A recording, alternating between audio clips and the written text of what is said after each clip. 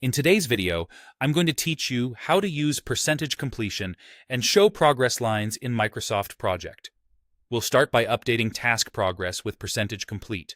Then we'll look at how actual work and dates can drive that percentage automatically. And finally, we'll turn on progress lines so you can see schedule health at a glance on the Gantt chart. Open your schedule in the Gantt chart view by going to the View tab and choosing Gantt chart. Click the task you want to update. On the Task tab in the Schedule group, you'll see quick buttons for 0%, 25%, 50%, 75%, and 100%. Pick one to instantly record how far the task has progressed relative to its planned duration. If you need a precise value, type it directly in the % complete field. As soon as you enter a value, you'll notice a darker progress bar filling part of the task's Gantt bar.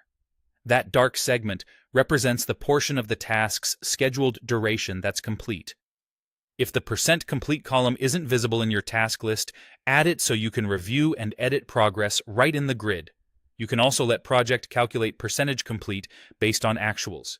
If you enter actual work or actual duration, Project will update % complete for you to reflect what's truly been done. For time-based reporting, set a status date from the Project tab. This is your official cutoff date for measuring progress. Then use Update Project and choose Update Work as complete through the status date. Project will mark work complete up to that date, aligning progress with your reporting period without you having to touch each task. To visualize plan versus progress on the Gantt chart, turn on Progress Lines. Right-click anywhere in the chart area and choose Progress Lines, or go to the Format tab, select Grid Lines, and pick Progress Lines.